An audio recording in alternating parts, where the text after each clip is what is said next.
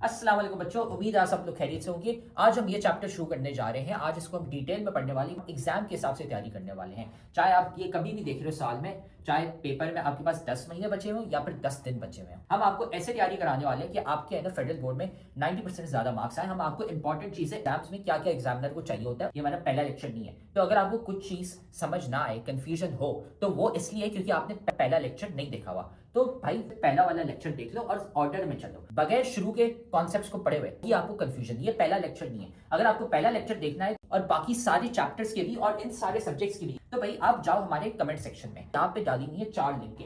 इसमें पूरी किताब की हमने प्लेलिस्ट डाली हुई है, इसको दबा दो, आपको है ना सारे लेक्चर्स मिल जाएंगे इस पूरे के पूरे सब्जेक्ट के। डाले हुए फ्री के नोट्स, यहाँ पे नोट्स कोई एमी नोट्स नहीं है। ये आप लिंक दबाओगे तो खुलते हैं, आपके पास हमारे 300 बच्चे जो थे जिनके 90% ज्यादा मार्क्स आए थे, उनके हमने नोट्स कंपाइल करके आपके लिए डाले हुए ताकि आप भी है ना अपने एग्जाम की तैयारी कर सको। सारे के सारे नोट्स हमने डाले हुए इन 300 बच्चों के। तो भाई ये देखो यहाँ पे पड़ा हुआ है हमारे सब्सक्राइब का बटन, इसको सब्सक्राइब कर लो, ठीक है। बेल्स भी है ना यहाँ पे दबा दो, लाइक करो वीडियो को और साथ में जाके कमेंट करो अपना वीकेस्ट चैप्टर। भाई कौन सा चैप्टर है जो तुम्हें बहुत मुश्किल लगता है, बहुत वीक लगता है, हम क्या करेंगे उसका निकालेंगे one shot lecture. One shot lecture एक लंबा सा पूरे चैप्टर का लेक्चर होगा, उसमें हम आपको एग्जाम ओरिएंटेड तैयारी कराने वाले हैं ताकि आपके है ना पेपर में 90% मार्क्स आ सके। तो जाके कमेंट करो कौन सा चैप्टर आपको बहुत मुश्किल लगता है। फिर ये याद रखना कि भाई हमारे लेक्चर्स, हमारे नोट्स, सारे गेस्ट पेपर्स काम के होते हैं। ये 300 बच्चे हैं जिनके ना 90% ज्यादा मार्क्स आए थे। तो सारा मटेरियल कमेंट सेक्शन में सबसे पहला कमेंट है, वहां पे पड़ा हुआ है। और अगर आप भी उन बच्चों की तरह 90% ज्यादा मार्क्स लाना चाहते हैं तो आप भी है ना हमारी बैच ज्वाइन कर सकते हैं, जिसमें हम आपको A to Z सारी तैयारी कराते हैं सारे सब्जेक्ट्स की, है ना। हमारी स्पेशल बैच नंबर 1 है, तो हमें इस व्हाट्सएप नंबर पर मैसेज कर लो। ये सारी चीजें हम आपको देते हैं और एग्जाम के हिसाब से तैयारी कराते हैं। अगर आप भी है ना 90% ज्यादा मार्क्स लाना चाहते हैं, अपने माँ बाप का नाम रोशन करना चाहते हैं। तो अब हम ये लेक्चर शुरू करते हैं। इस टॉपिक को आज डिटेल में हम पढ़ने वाले हैं। ग्रेविटी फिर आपको समझ नहीं आएगा और आपको एक्सेलरेशन समझनी है। वेलकम टू फेडरल का मार्जिन। ये हमारा लेक्चर नंबर 6 जिसमें आज हम पढ़ने वाले हैं 2.5 मोशन ड्यू टू ग्रेविटी। अब मोशन ड्यू टू ग्रेविटी होती क्या है, तो उसका एग्जाम्पल ये है कि अगर आप एक बॉल को, ठीक है, आप हवा में उछालते हैं ऐसे इधर फेंकते, लेकिन फिर वो नीचे गिर जाती है, बॉल आपके पास नीचे वापसी आती है, ठीक है। उसके अलावा होता ये है कि अगर समझा आप ये बिल्डिंग पे इधर खड़े हैं और इधर से आप है ना चीजें फेंके, यहाँ से ये खड़े हुए आप, ठीक है, और अब यहाँ से ना आप चीजें फेंकते रहें। जैसे आपने ये किया कि आपने पहले बॉल ऐसे ही नीचे फेंकी, फिर आपने बोला कि मैं है ना पेंसिल फेंकता हूँ, आपने बोला पत्थर फेंकता हूँ, इतनी सारी चीजें आप है ना वो फेंकते हो। अब यार वो नीचे क्यों करोगे है, आपको ऊपर से ऐसे नीचे फेंको या फिर ऊपर उछालो, फिर लेकिन वापसी नीचे गिर जाती है। मतलब ये ऊपर ऐसे यूं नहीं चली जाती, जाती ही नहीं रहती। वो इसलिए है क्योंकि जो अर्थ है ना, हमारी अर्थ, उसमें एक फील्ड है, उसे हम कहते हैं ग्रेविटेशनल फील्ड। वो आप आगे जाके पढ़ेंगे नेक्स्ट चैप्टर में ग्रेविटेशनल फील्ड क्या होती है, लेकिन समझे ग्रेविटी है ये। ग्रेविटी आपने सुना होगा बहुत सारी क्लासेस में। ग्रेविटी क्या करती है कि यार वो आपको नीचे ऐसे ही मैंने लेके आती है, ठीक है।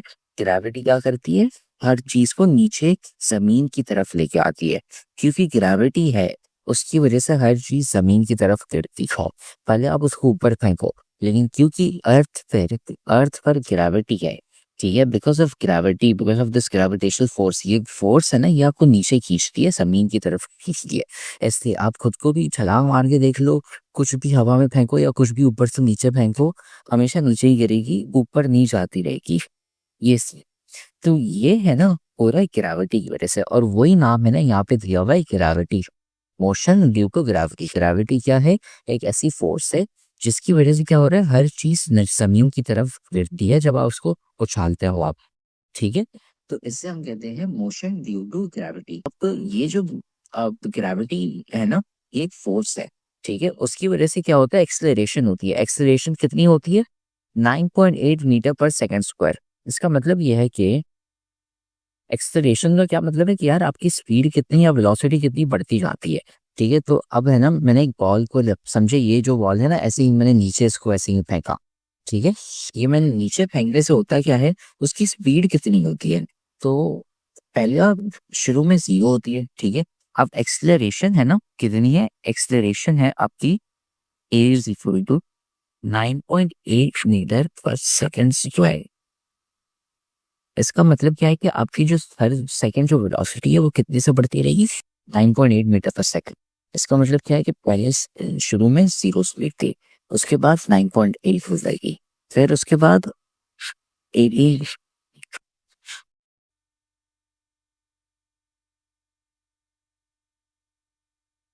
फिर उसके बाद 19.6 हो जाएगी, फिर उसके बाद क्या हो जाएगा 29.4, पर ये 30 सेकेंड हो गया। फिर उसके बाद क्या होगा 39.2, फिर उसके बाद क्या होगा आपका 49। ठीक है, तो ये जो आपकी स्पीड जो देख रहे हैं यहाँ पे, ये है आपकी वेलोसिटी। ठीक है, अगर आप हवा में उछालते हो बॉल, ठीक है, तो एक्सेलरेशन 9.8 मीटर पर सेकंड स्क्वायर से हो रही होती है। इसका मतलब क्या है कि यार आपकी जो वेलोसिटी है वो बढ़ती जाती है 9.8 मीटर पर सेकंड से। ठीक है, और उसकी वजह से क्या होता है, आपकी जो टाइम है, ठीक है, उसकी वजह से आपकी टाइम है ना, पहला सेकंड है 9.8 मीटर पर सेकंड वेलोसिटी होगी, फिर 19.6, फिर 29.6, 39.6, 49। ठीक है, ऐसे ही है ना, आपकी वेलोसिटी बढ़ती जाती है। और आपने भी देखा होगा कि यार जितनी ज़्यादा देर से गिरती रहती है तो आपकी स्पीड भी बढ़ती जाती है। ये होती है वेलोसिटी। ठीक है, ये होती है एक्सेलरेशन। और जब भी आप हवा से फेंकोगे तो उसकी वेलोसिटी कितनी बढ़ती जाएगी, 9.8 मीटर पर सेकंड स्क्वायर से एक्सेलरेशन होती जाएगी। हवा से है ना 5 सेकंड हो गए, आपकी स्पीड है ना बॉल की हो जाएगी 49 मीटर्स पर सेकंड। ऐसे ही जैसे अगर एक इंसान अगर पहले माले से जंप मारता है तो यार उसकी स्पीड ज़्यादा से ज़्यादा 9.8 मीटर पर सेकंड होगी, तो उसको थोड़ी सी चोट लगेगी। लेकिन अगर आप उसको 10वें माले से फेंकोगे तो भाई 10वें माले से गिरते गिरते गिरते भाई इतनी हाई स्पीड हो जाएगी कि भाई फिर है ना कोई फायदा नहीं होता, फिर है ना बंदा भाई। भाई ये लेक्चर तो तुम बहुत मजे से देख रहे हो, लेकिन तुम्हें पता है कि लेक्चर देखने से खाली 90% मार्क्स नहीं आ जाते। असल में भाई मार्क्स कैसे आते हैं, तो भाई ये लेक्चर देखने के बाद आपने नोट्स खुद के बनाने होते हैं और फिर साथ में आपने प्रैक्टिस भी करने होते हैं सवाल। भाई ये हमारा फेवरेट कोट है, 90% marks don't come from just hard work, they come from consistency, smart strategy and proper revision. भाई स्मार्ट तरीके से पढ़ो, स्मार्ट तरीका ये हमने आपको बताया हुआ है, तो साथ में हम आपको तरीका भी नहीं बता रहे, साथ में हम आपको दे रहे हैं भाई नोट्स। जाओ कमेंट सेक्शन में, नोट्स में से आपको मिल जाएंगे भाई उन बच्चों के नोट्स। 300 बच्चे थे जिनके 90% ज्यादा मार्क्स आए थे, उनके नोट्स वहां पे पड़े हुए, लेकिन साथ में उधर नीचे हमने आपको सवाल भी दिए हुए प्रैक्टिस के लिए। ये यहाँ पे पूरी गूगल शीट पड़ी हुई है भाई, यहाँ से जाके सवाल प्रैक्टिस करो। खाली ऐसा कुछ नहीं होता कि हाँ हम लेक्चर देखेंगे हमारे मार्क्स आ जाएंगे, नहीं भाई, नोट्स पढ़ने होते हैं और साथ में इनकी प्रैक्टिस भी करनी होती है सवालों की। फिर उसके बाद बंदा बचता ही नहीं है, वो इसलिए क्योंकि स्पीड बहुत होती है, क्योंकि एक्सेलरेशन है ना 9.8 मीटर पर सेकंड स्क्वायर की होती है। ठीक है, तो ये है motion due to gravity. Gravity की आपको ये पता होना चाहिए ग्रेविटी क्या होती है, जो मैंने बता दी। आपको ये वैल्यू पता होनी चाहिए एक्सेलरेशन की, और उसका मतलब क्या है वो आपको पता होना चाहिए।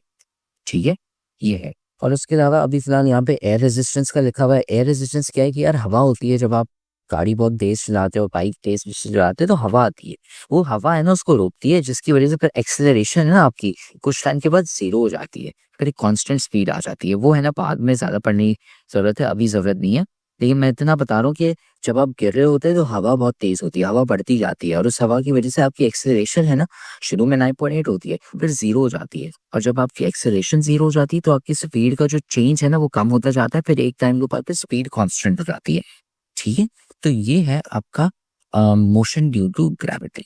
ठीक है, और इसको है ना फिलहाल अभी देखने की है ना उसके अलावा जब आप एक चीज को ऊपर फेंकते हो, ठीक है, तो उसको हम पॉजिटिव लेते हैं। ठीक है, और जब आप एक चीज को नीचे मतलब गिर रही होती है, अच्छा अब एक और चीज कि जब आप वो चीज को ऊपर फेंकते हो, ठीक है, जब आप क्योंकि ग्रेविटी नीचे की तरफ एक्ट कर रही है तो आपकी ग्रेविटी हमेशा नीचे की तरफ पॉजिटिव होगी। ठीक है, सो जब आप नीचे गिर फेंकोगे चीजों, क्योंकि ये जो फोर्स लाइन्स देख लो आप, ये ग्रेविटी ये जमीन की तरफ फेंकती है, तो जमीन की तरफ जब आप करोगे तो पॉजिटिव होगी। लेकिन अगर आप एक चीज ऊपर फेंकते हो तो ग्रेविटी फिर आप है ना नेगेटिव में लोगे।